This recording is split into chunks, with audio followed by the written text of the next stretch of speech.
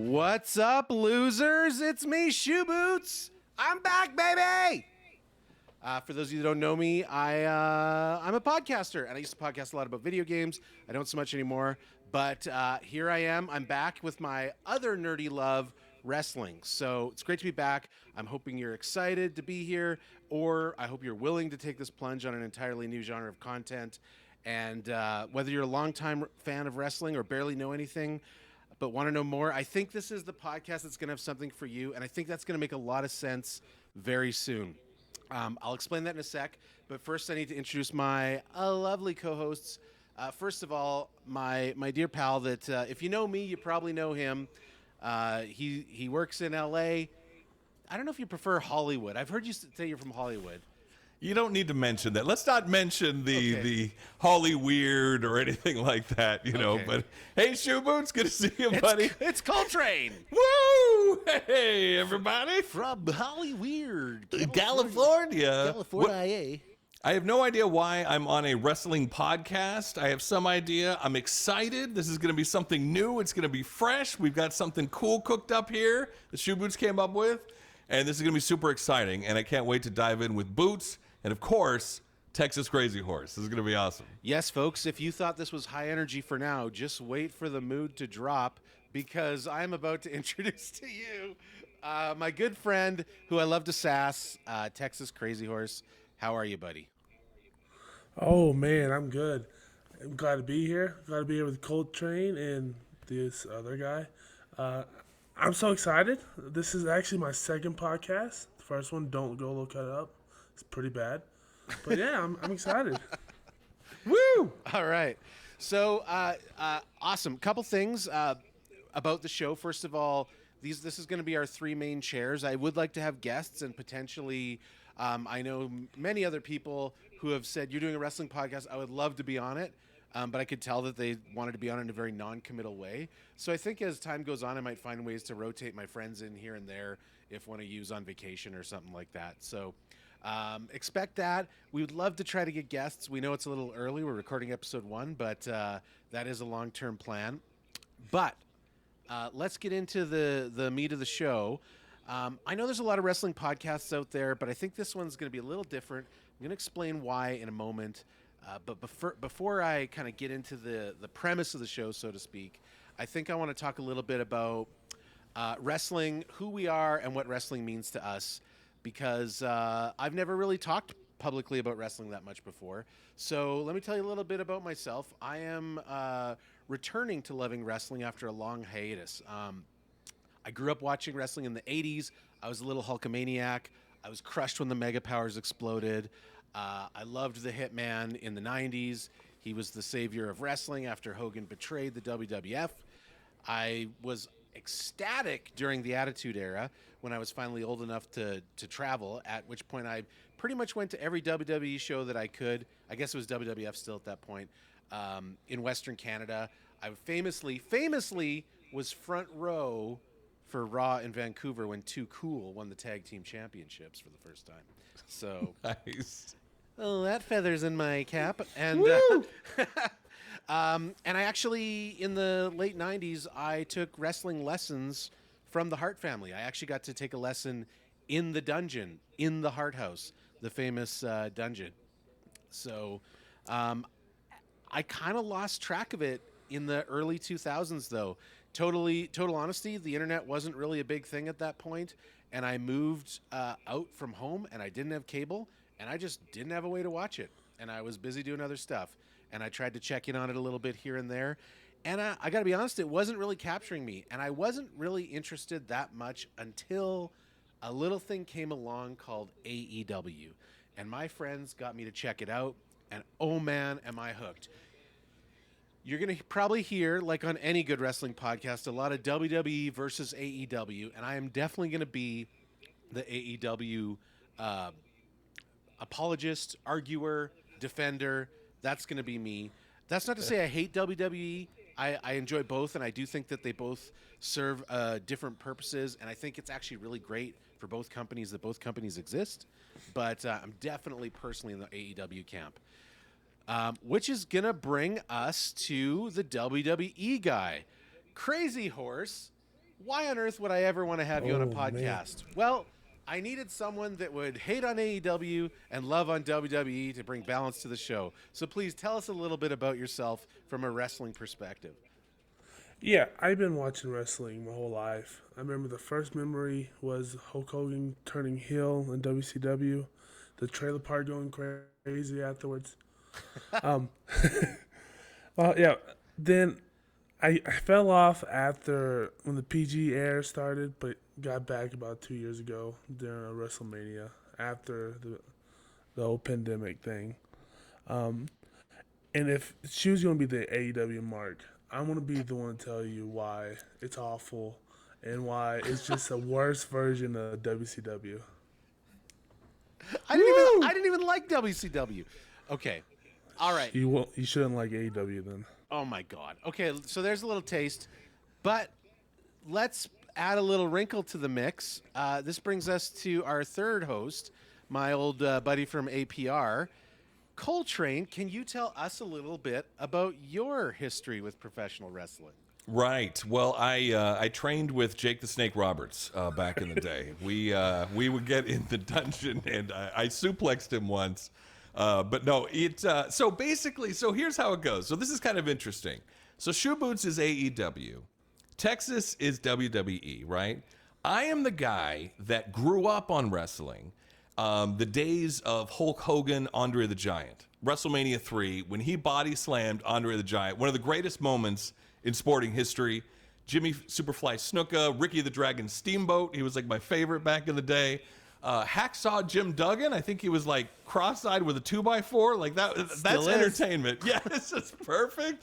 Jake the Snake Roberts, as I was saying earlier, Bret the Hitman Hart, all the classics. Macho Man Randy Savage, proposing to Elizabeth, the Ultimate Warrior, getting completely gassed up before the match and then being exhausted for the actual match.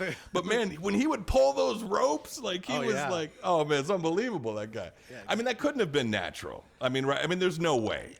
In my mind, he's like about to walk on the stage and just doing a line of coke right on, right there. Right, it's like on the ramp and out the door. Exactly, he's good to go. So I might, for the audience out there that are hardcore wrestling fans, which is awesome, I'm the one that is coming at this with fresh eyes. So you're going to probably hate me at times because I'm not going to know names. I'm not going to know phrases. Like Chris Jericho. I have heard the name. I don't know who this is. I don't know what this is. I love this so much. I know, I've heard of the name. I'm assuming this is a person. Not like a tool you get at Home Depot, like if you tried the Jericho, like, I don't know. But so there's going to be a little bit of that going on, but I'm here to represent the people that have always looked from the outside, right? And have been curious about it. I mean, I hear this guy, Vince McMahon, I hear he's like the nicest, sweetest guy on the planet. I hear he's great. Super sweetheart. So looking forward to hearing all about him. I think he's really, really nice. But I'm really like, I'm here to learn. Right, I've got an open mind here. I'm here to learn, and I'm excited about getting back into wrestling. I did miss the Rock era. I missed the Rock. This was strictly 80s, so I missed the Rock. So first term, Colt, you're referring to the Attitude Era, that whole The Rock, Stone Cold Steve Austin era. That's right. The Attitude Era, late 90s to early 2000s. That's called the Attitude Era of wrestling. Yes. Well, what was the era of Hulk Hogan, Andre the Giant? Is there a name for that era? I don't know if it has an official name like the Attitude Era. Do you know? It's like, I always just call it like the 80s or the Golden Era. Yeah. Like Right. This is when wrestling went from, like school gymnasiums and carnivals to being a global phenomenon. Yes. Yes.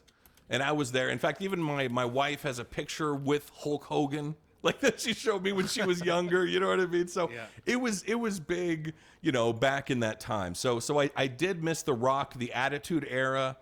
Stone Cold, he's the guy that smashes the beers and drinks them, right? Yeah. I've seen all the memes. That's Stone Cold Steve Austin, right? Yeah. He seems like a good guy. And I want to add, in time, what I would like to do with this situation is, as we go on, I would like to take some of these epic, famous wrestlers like The Rock, like Steve Austin, Chris Jericho, people that Coltrane really doesn't know about, and do an episode where we talk about them, why they matter, why you should care about them.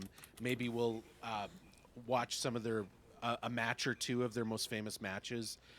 We can't watch them on the show, obviously, but anyone who has access to the WWE Network can go back and watch any of those things. So we can all watch it together, or watch it and then talk about it together, kind of thing. But before we get to that, here's what I want to talk about. Okay, so here's my premise. We've got Coltrane doesn't know anything about modern wrestling. Tex and I are just total dorks who are going to argue about CM Punk ad nauseum like any good podcast does these days. But what does that mean for you, the listener?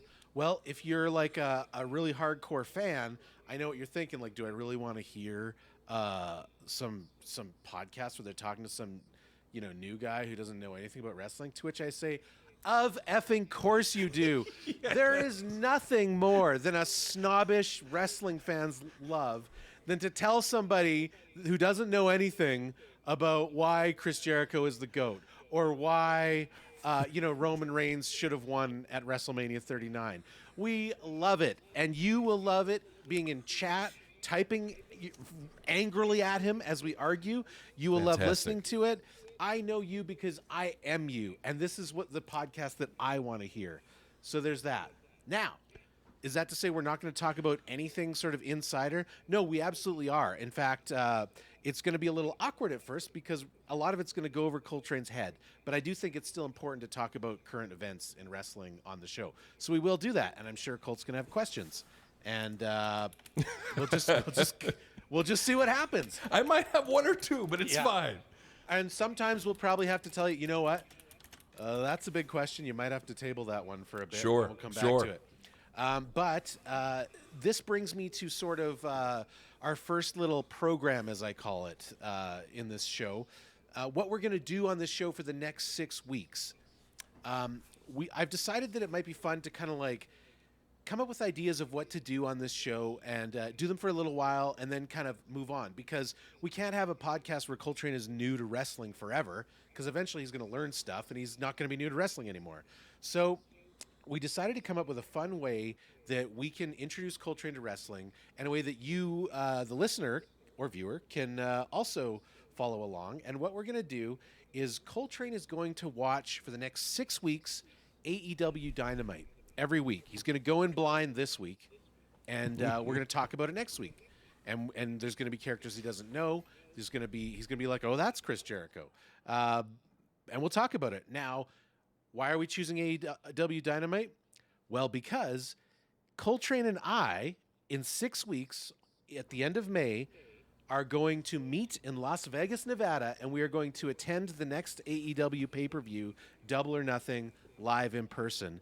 And then we're going to talk about it. So we're going to watch AEW for 6 weeks, leading up to actually attending one of the biggest wrestling shows of the year in all of the United States. And we'll see how that goes. And so it's going to be a little AEW-centric because of that, but maybe we'll do a WWE thing after that. Who knows? And it's not that we're not going to talk about WWE. It's just that, let's face it, there is literally 40 hours of wrestling that you can watch every week. So we can't throw Colt in the deep end. We have to start with a 2-hour show and see if he wants to build from there. Okay?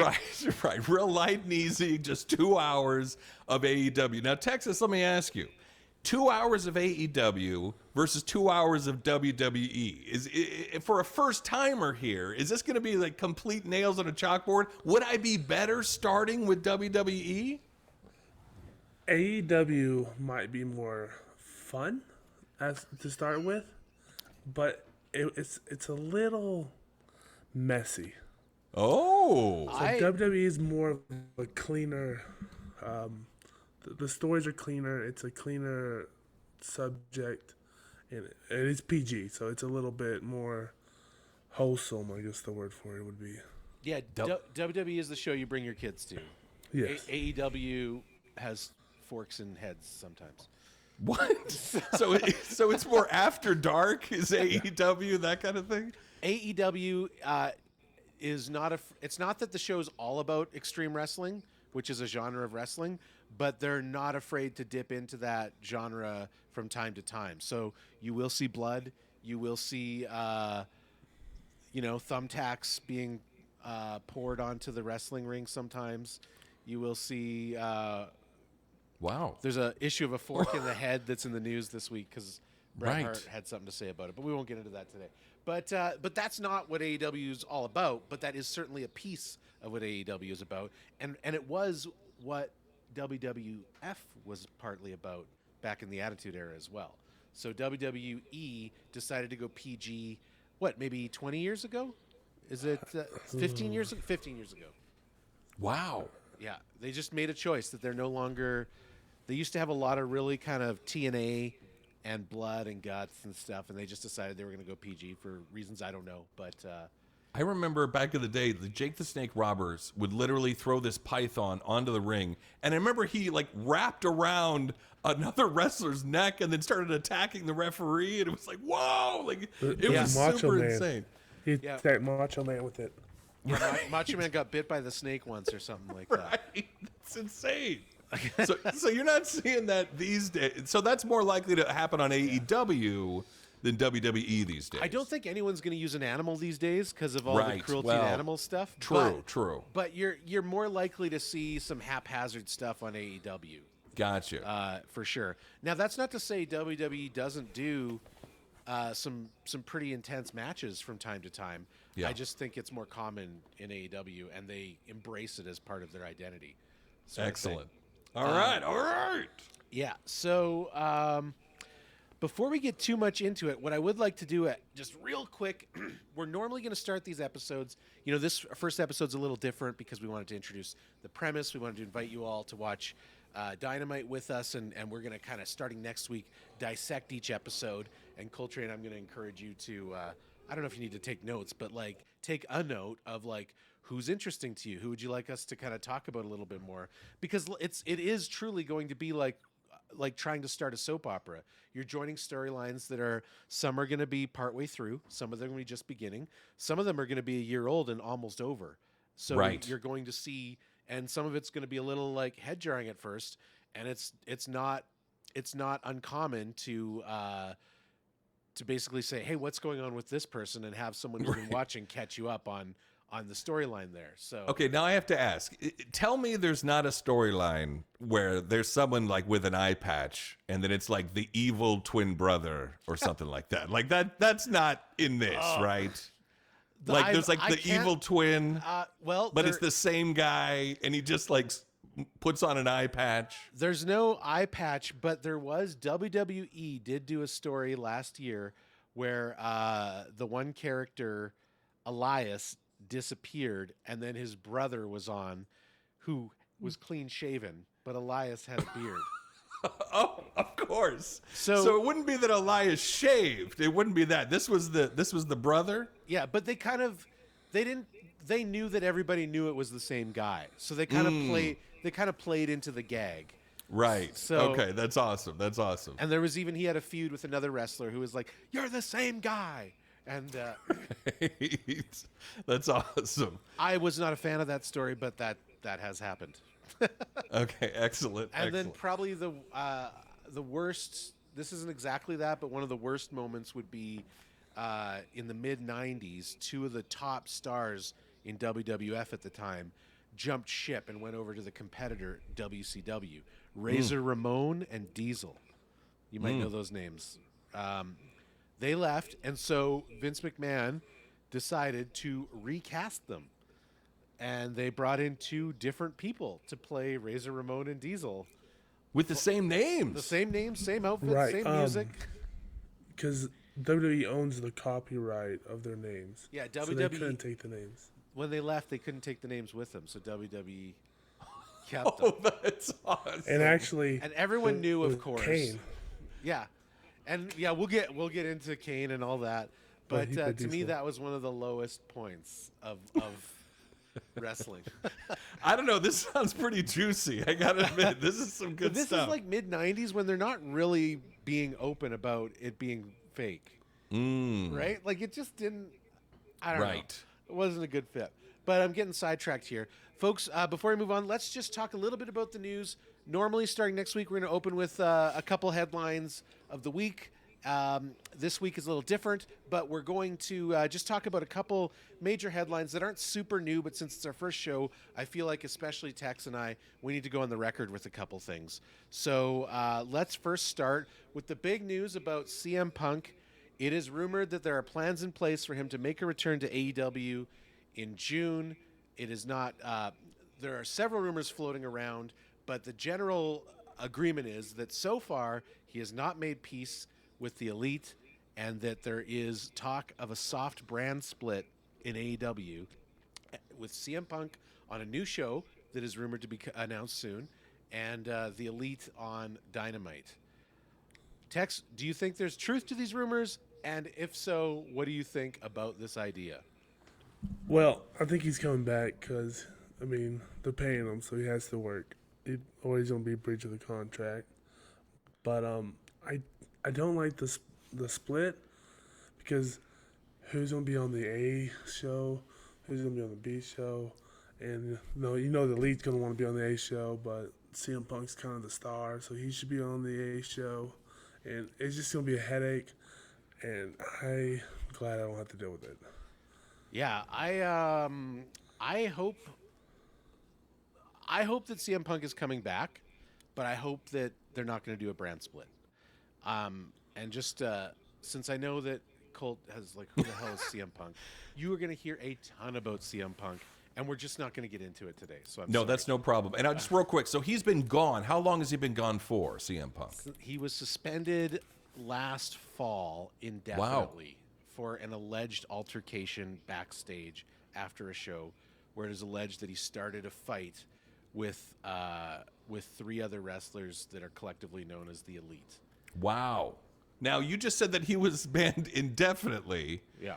And then you think he's coming back. Well, it's also known that he, at the same time that he got suspended, he had a major injury during the match that would require surgery. Oh. That is estimated to be healed by about now. So there's a lot of talk in the news about, is he going to come back? Because the Elite, who were also involved in the altercation, were also suspended indefinitely. But they returned a couple months later. Oh, that's awesome. That's awesome. Okay, so everyone's excited about CM Punk. Well, the Elite aren't. Right. So there's all this talk about, will the Elite be willing to work with them, because this was a real, what we call a shoot fight, which means it wasn't fake. It was a real fight that happened between these guys. And everyone seems to agree. I don't think it's controversial to say CM Punk threw the first punch in the fight. Nobody's disputing that from any side. Tex is turning his head because he's a CM Punk apologist. But even CM Punk apologists have not denied that. Who would know? If 3 people come charging in my locker room, I might throw a punch. I mean, that's not a bad point. If you felt threatened, I would especially when they're the Elite. I can't take this bait. I can't take this bait because it's just going to be an hour. We gotta move on. All right, moving on. Yes. Okay, for the record, Kenny Omega is my current favorite wrestler, and the Elite is my favorite stable. I love the Elite. I love them. So when I say this, know where I'm coming from. I hope that the Elite and CM Punk can come together and make nice for business. And I point to one of the ultimate behind-the-scenes feuds of all time, Bret Hart and Shawn Michaels. Hated each other in real life. Hated each other. Openly talked hate to each other. But had some of the best matches of the era to get against each other. And yes. I think that we can do that here. And I think that in the wrestling business, the fans always kind of have a bit of a sense of what's going on behind the scenes. And anytime that you can kind of take that reality and blur it with the actual story, these are the most memorable moments in all of wrestling. So I'm hoping they can get there. They might not be able to. I think we got to dig into this whole story sooner than later, but episode 1 is not the time. So we're going to move on. The second one, which is totally old news by now, this was announced 2 weeks ago, roughly. The WWE is merging with UFC to create a new company, and Vince McMahon will be staying on as, I can't remember the title, is he chair of WWE? Now, this is controversial because Vince, after numerous allegations from women, ranging from harassment to assault, came forward last year, and it turned out that Vince McMahon had used I think, was it millions of dollars in WWE's funds for hush money. He retired. And then he unretired and forced himself back onto the chair of the board because he is the majority shareholder. And he promised that he would not vote to move ahead on anything until they reinstated him, which they did. And now he's going to be staying on after he promised to go away after the merger. So right. Okay. Right. Tex, I know you love WWE, and I'm not here to make you to throw Vince McMahon in your face, but I got to know, where do you stand on Vince McMahon personally? This is hard. It's hard to defend WWE on this one. Well, we can separate it. You can separate it because it is. I think we all know, any of us nerds that read the dirt sheets, we all know that the vast majority of the WWE roster secretly does not like Vince McMahon. They just, he's their boss. What are they going to do, right? So I think as a character, he's one of the great. He's the greatest heel of all time. There's no denying on that one. As an owner, he's awful. I mean, he was good for a time, but he's getting old. He's making these dumb decisions or bad decisions, if you want to say. Mm-hmm. And from what I understand is Endeavor, the only reason they were willing to buy the WWE was for Vince to stay, which I don't know what that says about them. But, I mean, they pretty much stay out of the UFC, so hopefully they do the same thing with the WWE. Yeah. And my hope is that they are lying to him and they can him as soon as the merger's finished. that'd be nice. We'll see what happens. I'm sure. I think it came out. He's got some crazy agreement where if they do that, they got to pay him out millions of dollars. But I mean, in the grand scheme of things, so what? This is a multi-billion-dollar company. So, I guess we'll see what happens. But yeah, you're gonna. I picked these two stories because the CM Punk story is the biggest story in AEW, and I think the Vince McMahon story is probably the biggest story in WWE. Arguably, you could say it was the Cody Rhodes loss, but we'll talk about that. So, Koltrane, I know we talked a little bit about CM Punk. We talked a little bit about Vince. Do you have any questions about these stories or anything that you'd like to know a little bit more about before we move on? Sure. Real quick so Vince McMahon, that's a name I've heard and known, for years, right? Yes. And you just talked about how this being such a billion-dollar industry. Do you think now this is it's hard to separate the person from the professional, right? Because it's the same thing. But did he, in your opinion, help build the WWE to what it is today? Is he a big reason for the success? Absolutely. So just real quick history. During the time when you watched WWF in the 80s, you probably remember him as an announcer. He's sitting next to Bobby the Brain Heenan or somebody. Right. And Mean Gene Oakland. Yeah. That's right. But the WWF, originally called the WWF, was actually started by his father. And he bought it off his father, and he personally made it into the global phenomenon that it is. He probably deserves more credit than any other person on earth for making wrestling a household name event. WrestleMania's him. He had the idea, he's the guy that saw Hulk Hogan and said, this guy is going to make all the money in the world. He is the main writer and story writer for WWF basically from the early 80s till last year.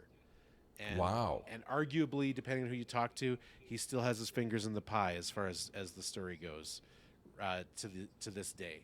So he has done some of the best. He's responsible for some of the greatest achievements in all of WWE, and he's also responsible for some of the worst choices in WWE. But he is WWE. And when they went public, when he took the company public about 20 years ago, he set it up so that anyone in his family that has shares in the company has a disproportionately high amount of voting power. And essentially what it works out to is Vince McMahon has more than 50% of the voting power for WWE. So even though it's a public company, he essentially runs it. Got you. Right. Now he is going to not have that power after this merger, so it'll be interesting. This new company, he will still have a ton of shares, but he will not have a voting majority of shares. So it'll be interesting to see what happens there as we go on. And Yeah. you had said that this was a merger also between the UFC as well and Yes. WWE. Yeah. So are they going to start to incorporate UFC fighters into WWE? I mean, there are many UFC fighters that have made the jump over True. the years already. But Right. is there going to be cross promotional stuff? I don't know. I guess we'll have to wait and see. Right. I don't see how the WWE can help the UFC. I think they're going to be run separately, but together.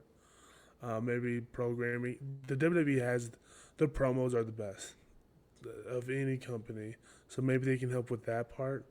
But they're not going to be able to go over there and fight. Brock is an outlier. But I can see the UFC people after their fighting days being able to come over, like a Ronda, Matt Riddle. Yeah, I'm thinking more in terms of like joint events though. Like I could see like we're gonna have a big pay-per-view and we're gonna have like some WWE matches and some UFC matches. So I think that's bad for the UFC because then you're mixing fake and real, and you'd be blurring that line. And Yeah, I you don't could know be how right. they can hurt the UFC. You could be right. And apparently, so Endeavor's the parent company that owns UFC, and apparently they own some other sports stuff. I don't know, but the UFC's the big thing that they own. Got you. So- And Bubba in our channel too, Bubba Preds is saying that UFC fans would actually hate that. If maybe if UFC, I mean that's a great question. And by the way, WWE wrestling, it's not fake, it's predetermined. All right, that's what you said in your own intro, Boots. You got to stop using the word fake here, guys. It's predetermined, and stuff can go wrong, right? I'm assuming, you never know. Big time, big time. And you know what? Go ahead. As a big UFC fan, I'm more of an MMA fan than wrestling. I don't want them mixed. They need to run separately. I mean, I would be okay with UFC jumping over, but not the other way around at all. I don't want it. And I don't have an opinion. I don't watch UFC. I don't care about UFC, so it doesn't matter to me. Yeah. Okay. Well, you made a good point, Koltrane. It's not fake. It's predetermined, and that is a good segue, I think, to this week's main topic, our main discussion point, and this week's topic is kayfabe. Have you heard that? I'm sure you peeked at the notes, but prior to those notes, have you heard that term before? Kayfabe. Isn't K-Fab? Isn't that a singer? I don't know about kayfabe, but this is kayfabe. Is that who you're talking about? Is this a different? This is different. He married All right. Britney Spears, right? Right. Yes. So I'm that's guessing this isn't K-Fed. about. Oh, K-Fed. Oh, I see. All right. So this isn't about K-Fed then? No. Okay. I didn't know he was in wrestling. This is amazing. Is that how they met? I mean, Wow. anyone can be in wrestling. Right. That's true. Kayfabe. All right. I'm going to just read what I wrote here, even though, despite what I just said, wrestling is fake. We all know it's fake. We know it's fake. And how do we know it's fake? There's a lot of talk. People say, like, well, we didn't realize it was fake till recently. Well, as a matter of fact, guess what? In the 1930s, all the newspapers stopped reporting wrestling results because they all knew it was fake. In the 30s. That's 80 years ago. So Right. why do people think it was real? Well, I'll tell you why. Because of Vince McMahon. Vince McMahon made wrestling a global phenomenon in the 80s, and he focused it directly at children at the time. A fun story, my introduction to pro wrestling was actually the Saturday morning cartoon Hulk Hogan's Rock and Roll Wrestling. I used to love that cartoon. I had the sticker book. Do you remember you go to the convenience store and you buy the stickers and you put them in the book and you trade the doubles with your friends? Yes. I yes. had the Hulk Hogan's Rock and Roll Wrestling sticker book a little bit before your time, Tex. And I loved it. And my parents, I don't know if they care or if they even think about it, but I think for me as a parent, if I ever have this sort of opportunity, this will be one of the most memorable moments of my life. But my parents actually got to one day sit down with me and say, son, I don't know how to tell you this, but your favorite characters from Hulk Hogan's Rock and Roll Wrestling are real people. They're not just cartoons. And I was like, what? Like 6-year-old me or whatever. No way, come on. And then they let me stay up that night and watch Saturday night's main event, which was a Saturday night show in the 80s for wrestling. Wow. And I saw Hulk Hogan, the real person, who was my favorite cartoon character. And I don't know if my mind has ever been blown to that degree. Right. Because there he was in the flesh. Yeah. That must have been insane. It's that, losing my virginity, and season 2 season premiere of Lost. That's probably Right. Yes. That all makes sense. That tracks completely. Even I get that. That makes perfect sense. Yes. Yes. probably it. Right. So yeah, but of course I believed it was real, especially after that experience. But not everyone had that experience. People believed it real. Vince McMahon went to a lot of trouble to make it feel real. Fun story: Ted DiBiase, you might remember, is the $1 Million Man in the '80s. Yes. Well, the rest of the wrestlers back then would typically take a bus from show to show. The $1 Million Man flew first class because he had to be seen publicly as rich. So what an awesome gimmick for him back in the day. Right. So we know that it's not real. It felt kind of real in the 80s, but certainly by the 90s, that went away. You had fake Razor Ramon, you had fake Diesel, and you had some key moments in the late 90s where it just basically came out through like documentaries, and like the internet was starting to fire up, messaging boards and stuff. People were talking about it. It started to become more understood that it was fake, and WWF at the time basically admitted, like, yes, it's entertainment, and we're not going to try to pretend it's real anymore. Yes, Tex. If you don't remember, Vince had to admit it was fake during the steroid Right. Yes. cases. There was Vince McMahon was I can't remember if it was criminal charges or what, but Oh yeah, he was facing jail time. he was facing jail time for roiding up all of Hulk Hogan and Macho Man and all them. Really? And he won the case. He did not go to jail, but yeah, he had to admit that it wasn't real in court during that. Wow. Yeah.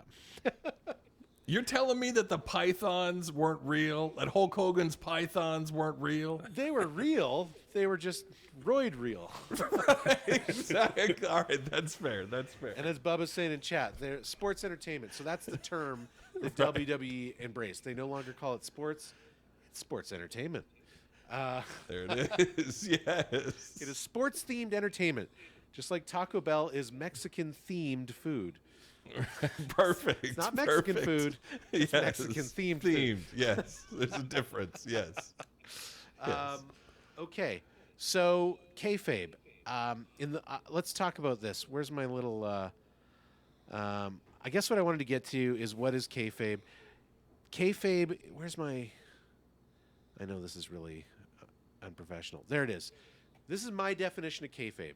Kayfabe is the perpetuating of the willing suspension of disbelief that makes wrestling exciting. Especially today, now more than ever, we all know it's fake.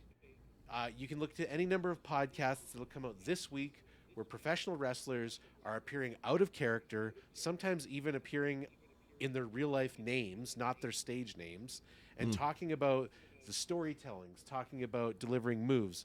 Everyone is just kind of cool with the fact that it's fake, and yet you go in there and they are acting like it's totally real, and you are going to, in 6 weeks' time, enter a room full of roughly 12 to 14,000 people that are all going to be screaming their guts out like this is the realest stuff that they've ever been in front of. That's awesome. Right. So what's that about? And why does it matter?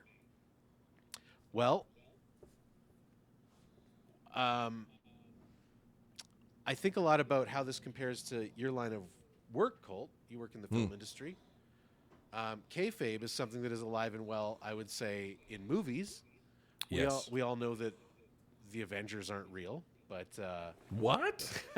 Slow down. If you tell me that Ant-Man is taking steroids, that's the end of all this. There's no way. That's not possible. Not Ant-Man. That's too off-brand for Paul Rudd. He's not... That's writing true. up. That's true. In the quantum realm, right. So, I think... you said you were a fan in the 80s. Like, do you remember... I know, like, it's hard to remember when you're a kid, but, like, do you remember believing it's real? Do you remember being like... Yes. Oh, absolutely. And also, too, so what I do for a living is I edit movie trailers or previews, those things that give away every single thing in the movie. But the idea is you're selling this idea of fun and entertainment. And that's what a movie is supposed to be. It's supposed to be a place where you can go and check out from life for a bit and scream, laugh, cry, have a great time, and the show of it. So I think that might be the same type of thing that's happening here, is that even though people know it's fake, these are incredible athletes who are having, that are creating this entertainment show. This show that is just fun. It's exciting when these guys are jumping off the turnbuckle and dropping the elbow. Like, it's unbelievable, right? And here's where it gets super interesting, is that, like, so kayfabe is not just in the wrestling context. It's not just telling a story, but it is what they call selling. It's selling the move. Someone's got you in a headlock. I mean, I don't know if you've ever, like, my brother and I, we used to sit around and duplicate the wrestling moves. It turns out most of them don't really hurt. But right.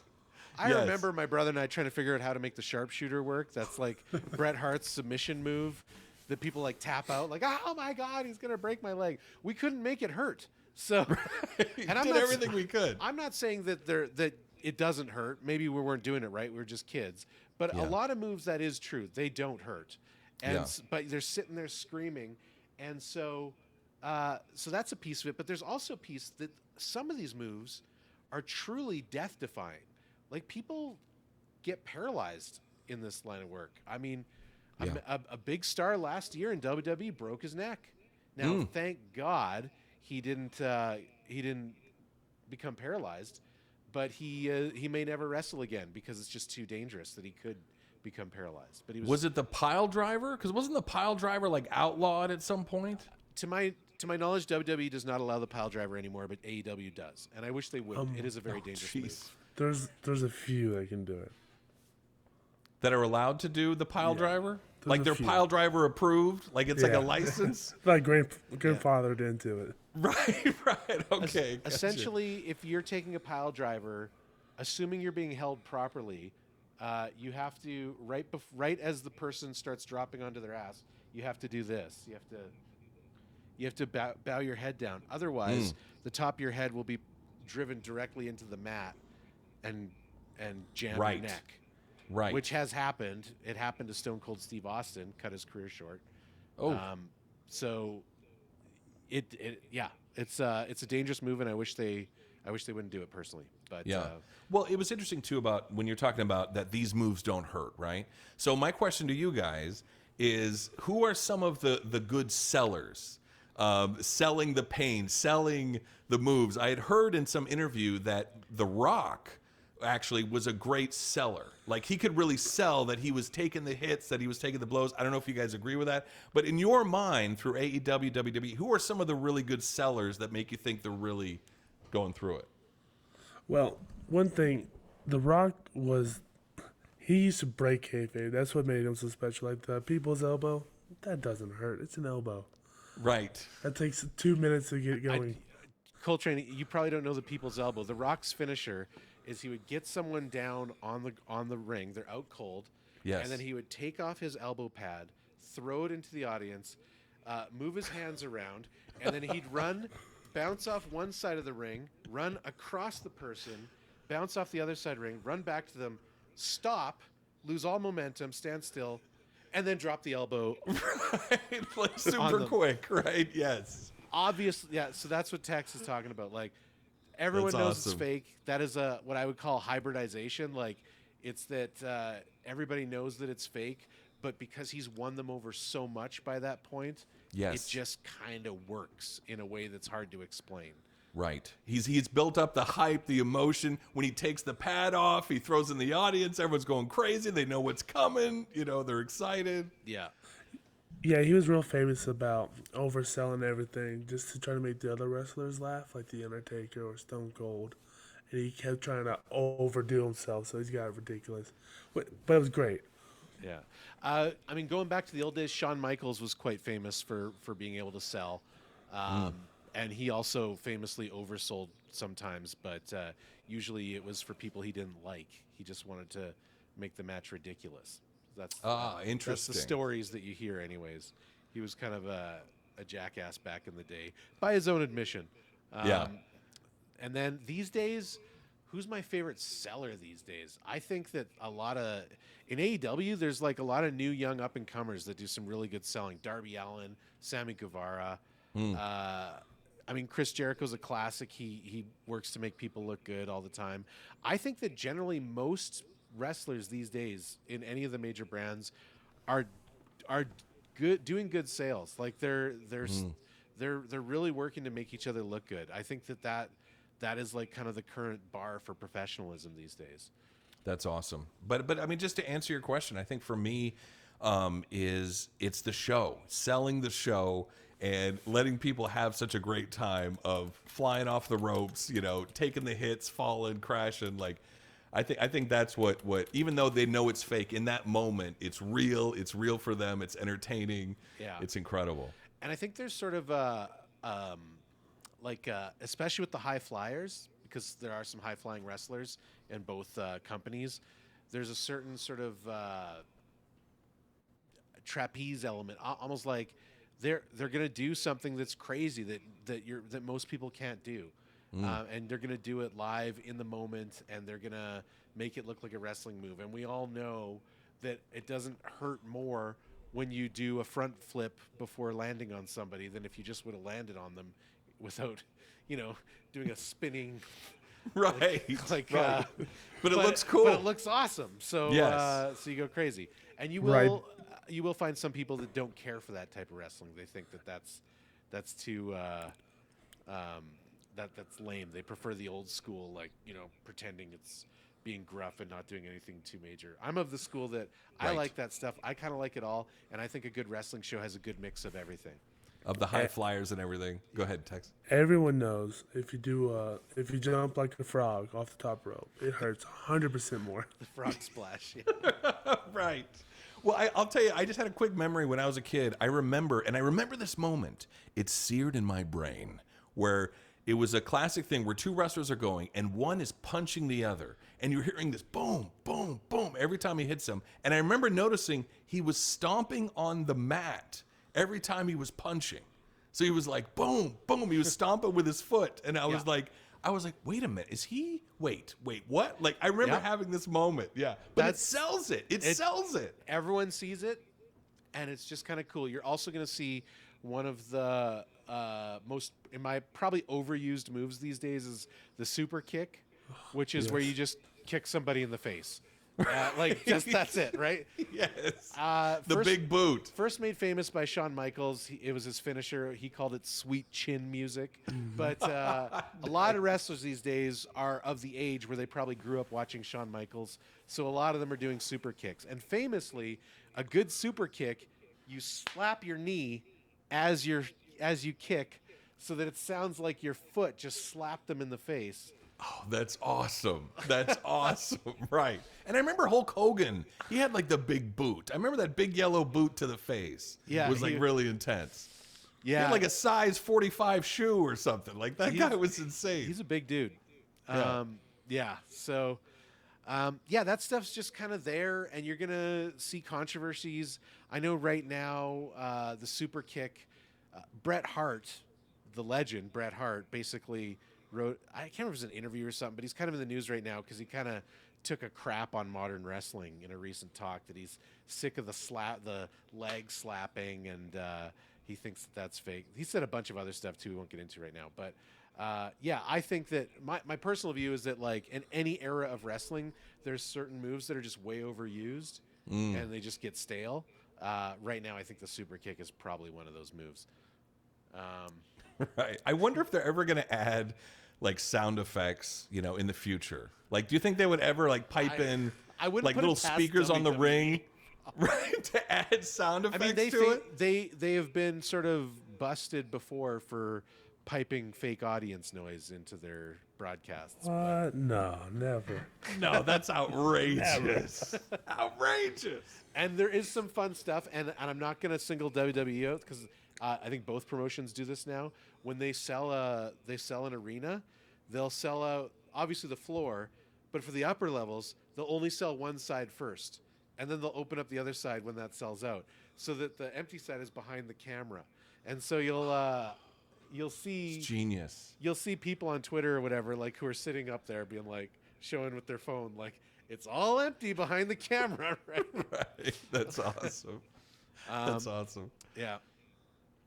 Okay, well, Yeah, I think before we kind of wrap up the show, there's one other thing that it kind of ties to kayfabe that I really wanted to talk about because I just think it's stuff that Koltrane needs to know going in before his first show, and this is what are the rules of wrestling, and not just like the on paper rules of the sport, but what are some of the tropes that you kind of are going to be expected to understand going in.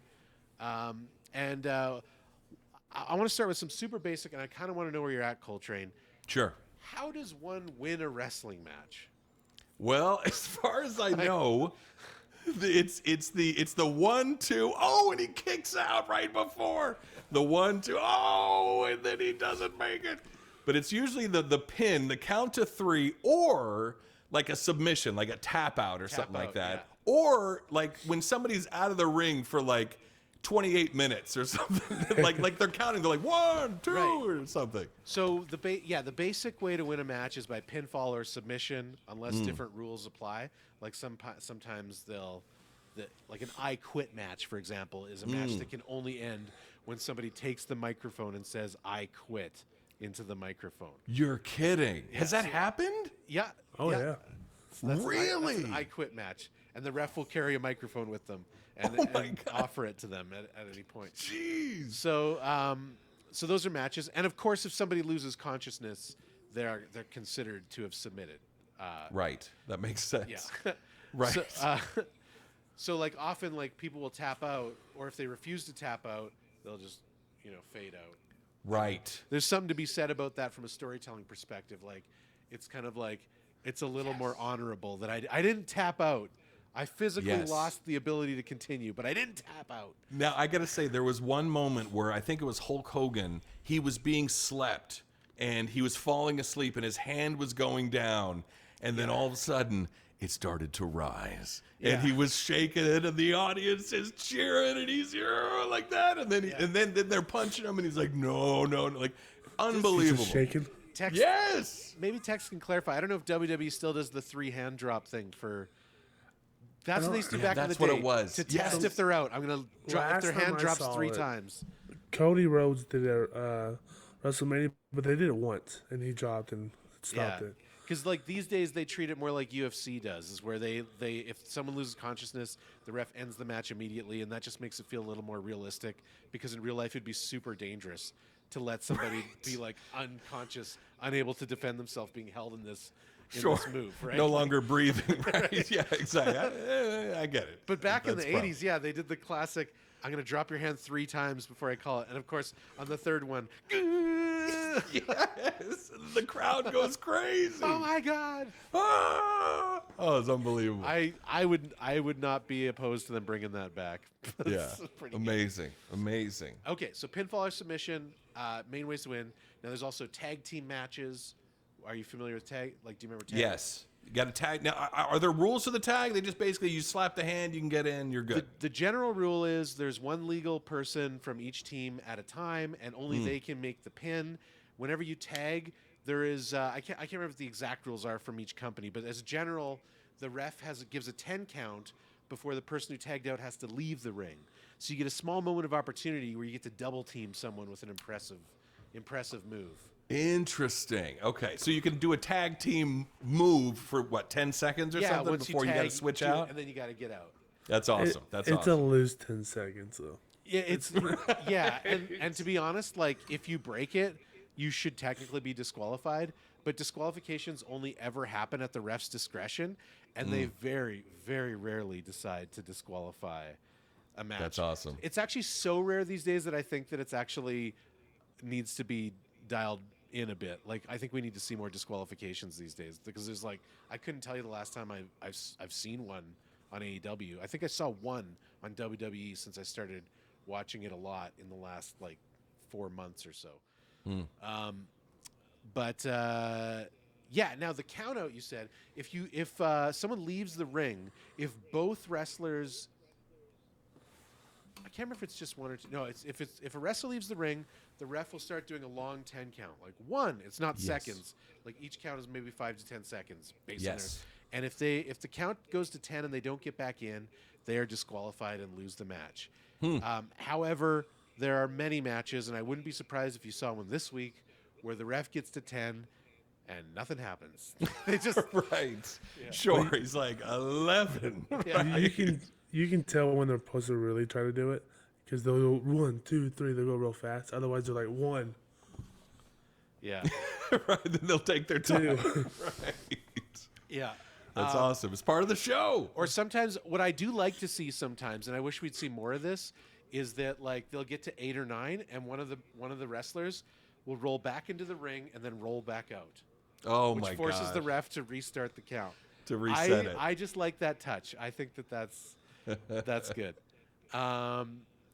The only other count rule, and this is a little more obscure, but you will see it on any given night, is that when the ref tells someone to stop something, if they're doing an illegal hold, like they're putting a thumb in the eye, they're pulling hair, they're using the ropes as a weapon, the ref will tell them to stop, and they will start counting to 5. If they hit 5, you are disqualified, which is why they will usually let go at 4. So someone will do an illegal move, and they'll say, "Stop that! 1, 2, 3, 4," and then they let go. Got you. So that's usually a quick count. Yes. Okay. That's not like a stop that. But One, you'll see wrestlers. No, it's a quick one. But wrestlers screw it up probably more often than they should, and you'll see you might see a ref get to 4, but they don't want to end the match, so they'll just be, "Okay, come on, break it up," and they'll just like get in there. And That's awesome. don't That's make me awesome. disqualify you, or whatever. Right. Gotcha. Like choking them on the rope or something. Like I think I've Yeah. seen that like in the past. They would like hold their neck down on the rope and like be choking them Yeah. or something like that. Yeah. Yeah, technically you can't use the rope in any way, even to the point where if somebody is being pinned, 1, 2, if they're touching the rope, the pin cannot proceed. Right. And if somebody's being held in a submission move, if they can make it over to a rope and touch the rope, the submission room has to be let go. If you're That's the rope awesome. cannot be used in any way. And this, anything else, Tex, you can think of in terms of the rules? And then we're going to talk about the ref. No, that's pretty much the majority of the ways to win or lose. Yeah. Oh, title rules. You can't, unless otherwise specified, you cannot lose a title unless by pinfall or submission. The old Dusty Rhodes. So if you get disqualified and lose a match, you keep the title. Really? That's a little workaround, a little loophole. It's the champions. It's the, what do you call it? The champions Advantage. advantage. Oh, there's even a name for Yeah. it. That's awesome. So That's Like Aaron awesome. said, it's the Dusty rule. Yeah. Dusty should have won the championship, but he got counted out. brutal. This leads me to what I think is the best part of all the rules of wrestling, the referee. The referee is the unsung hero of professional wrestling. Every match of 1 versus 1 is really 3 stars. The ref is one of these stars making things happen. They are communicating with the wrestlers. They are making sure they're not hurt. They are whispering things in their ear. They are occasionally slipping a blade to them so that they can cut their forehead open if they want to bleed. They are doing Whoa! all sorts of things to make the match better. But one of the best things about the ref in professional wrestling is the golden rule of wrestling, in my opinion. If the ref doesn't see it, it doesn't count. Right. Oh boy. Right. So if his back is His turned, back is turned. he's and you'll- distracted. You know, like the bad guy is about to lose, but his manager comes up and comes to the ref, hey, and he turns his back, and then all of a sudden he starts choking the guy or whatever. Right, or he picks up a chair and slams the other guy or Kicks something. him in the nuts or something like that. Right. Yeah. Right. That's awesome. the I ref- actually go ahead. If the ref doesn't see it, and this is where, in my opinion, the most beautiful moments in all of wrestling happen. The ref getting distracted, the ref getting knocked out, or the ref sometimes seeing it when they thought they wouldn't see it. That's awesome. So good. This is actually really neat for me that it, like I said, this was the 80s, right? Well, actually, I used to watch in the 1930s before they stopped reporting. Yeah, it was that long ago. My goodness. I don't want to age me here, but it was Yeah. in the 30s. But that the rules, I still have retained the rules. The rules haven't Right. changed that much. It's still pretty much the same because I remember seeing those matches where there was like a submission and somebody was like reaching for the rope and trying to crawl across the ring to get to the rope, and then the crowd was cheering. Yeah, and- can you make it? Yeah. yeah. So those same moments, because that's drama. That's drama. That's still kind of playing out even today. Yeah. You know, so many years later. That's And they're- great. And they also, like, when you kind of get behind the scenes and look at how the sausage is made, these moments are also really great for the wrestlers. Like, you know, there's a moment where, like, you'll see sometimes both wrestlers are down. I guess that's another rule. If both wrestlers are incapacitated for a 10 count, it's a double disqualification. But you'll see moves like that, or you'll see moments where somebody's in a submission move and they're being like, ah. But what you're really seeing is a planned moment for them to catch their breath.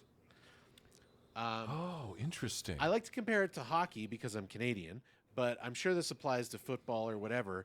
But a lot of the major sports, the best people in the world at every major sport, they're only sprinting for like a minute, 2 minutes, 3 minutes. Like in hockey, yeah, they're going like crazy. And then if you actually watch how often they switch off to the next, yeah.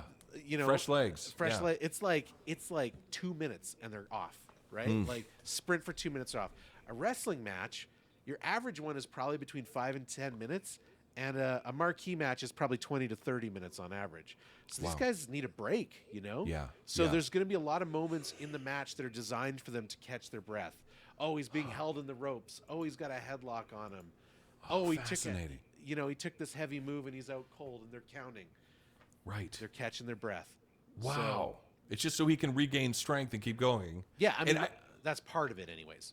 I had no idea till this moment is that the ref was that much involved in the match. As far as you were saying that they're speaking with the wrestlers, they're slipping them a blade to cut their head or something like that. Because I remember that they're like bleeding out, like covered in blood. So I didn't know that the ref was that much involved with the wrestlers. I literally just thought, like, till this exact moment, I thought he was just out there to make the calls, but that yeah. makes perfect sense. And it can be fun if you're like interested to watch like whenever there's a shot, watch the ref's hands. They'll grab like a ref. I don't know what the current signals are, but for example, like one signal might be somebody took a really bad move and they're acting like they're out cold, and you'll see the ref take their hand and they'll squeeze the ref's hand just to let them know I'm okay. Huh? You're kidding? Like I'm not actually out cold. Yeah. Like that sort of thing. Because it's the ref's job. If someone's seriously hurt, you'll see them do this, put an X up with their hands, and that means like real injury. We need to stop this match. Wow. Has there ever been any like famous refs or like known refs, or is it just always a different person? That kind of Back thing. in the day in WWE, the refs were kind of well known. Although I'm kind of struggling to remember, there was a few refs that were like, they've done storylines occasionally with a ref. Like this one ref is kind of corrupt. He's the you don't see that much of that. It's one thing that I actually think AEW does really well, and I would like to see WWE get back to. The refs are known characters in AEW. Like I know who my favorite refs are in AEW. That's awesome. Like I'm like, oh, it's Bryce Remsburg. I know that this is going to be a fun match and that he's going to be really animated. Or, No kidding. You know, like, or Aubrey Edwards. I know that Chris Jericho hates her, so they always like try to have her reffing Chris Jericho's matches. And it's probably because they work well together in real life or whatever. But Right. they have an ongoing thing where Chris Jericho hates Aubrey Edwards and stuff like that. Oh, that's awesome. Tex, So- what do you think about like, because Boots was just saying that that's not really in WWE as much. What do you think about getting the ref more involved as like actual characters like in WWE? Yeah, they used to be. I know, like Charles Robertson used to be really big, but yeah, they kind of don't want people focusing on them, so they can make the calls, or they can figure out Right. to give stuff to the wrestlers, Right. whatever the next move or stuff is. So they're trying to not really put the focus on them, which Yeah. I don't know which is the right way. They're both. I think they both have their good merits. I think ultimately, and I think ultimately, whether it's a ref or a manager or anyone that's involved in the match that is not one of the actual wrestlers, the purpose of them being there needs to be to elevate the wrestlers. So if you can check that box, I think it's good. And I think my personal view is having known character traits of certain refs gives you the ability to elevate those wrestlers, right? Interesting. Like, Yeah. I'm trying to remember the name of this other AEW wrestler. I can't remember his name off the top of my head, but I can see his face in my mind. And I know that when he's there, no one's ever going to get called out for anything. Like, he'll just sit there the whole time being like, hey, don't do that. But he'll never disqualify it. Like, he'll never, whereas Bryce Remsburg will grab someone and say, what are you doing? Like, you know?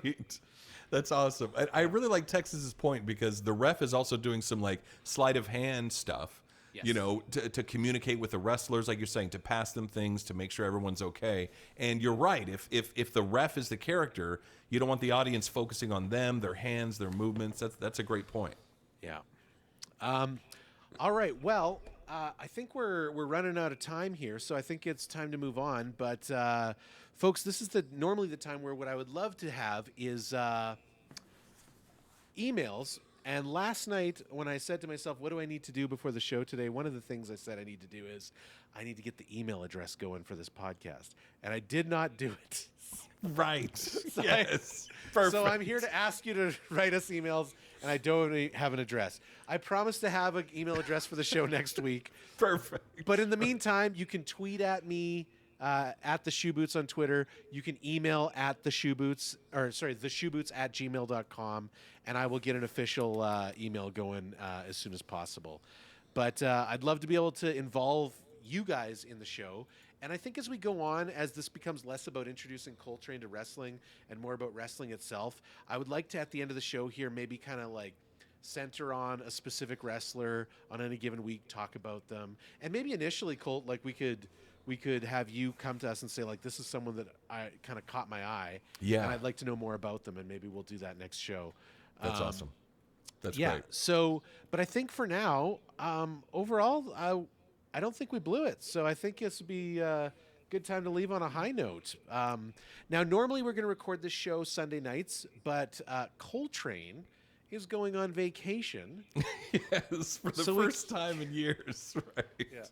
So we obviously, because of what we're doing, we want to be able to have a show in between each episode of AEW Dynamite. So what we're going to do is we're not going to skip a show. We're going to do a special recording this Friday.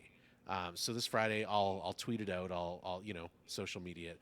But and in the meantime, I'm going to get this thing up on podcast launchers as quick as I can. I apologize if it takes a few days, or if you're hearing this after the Dynamite that hasn't aired yet as of this recording, because initially the first episode does sometimes take a while, but we'll get that going as quick as we can. But before we go, Tex, any final thoughts on kayfabe, ref rules, or what to expect this week on AEW Dynamite? Well, I expect AEW to be pretty bad, like the last one. Just there was a point. I won't go too far into it, but then in the Derby match last week, where they were using a belt right in front of the ref. She was watching it the whole time, did nothing, and so that was a DQ. But now, yeah, and MJF needs to come to WWE. That's all I gotta say. He's wasting his talents. I love that MJF is having his run now, and maybe it's because he is going to go to WWE. But that we'll find out next year. Boots, any retort real quick on the belt comment? Any retort on the belt? I don't want to get too much into last week because I want you to go in blind. What I will say is I will confess this ties into what I said earlier about how I do think that they are at a point right now in both WWE and AEW where DQs are not being used properly, and they should either have disqualified him or come up with a way for the refs back to be turned while they were doing it. That's a flub in my books, but I'm not gonna cherry pick why WWE sucked this week. So we'll get.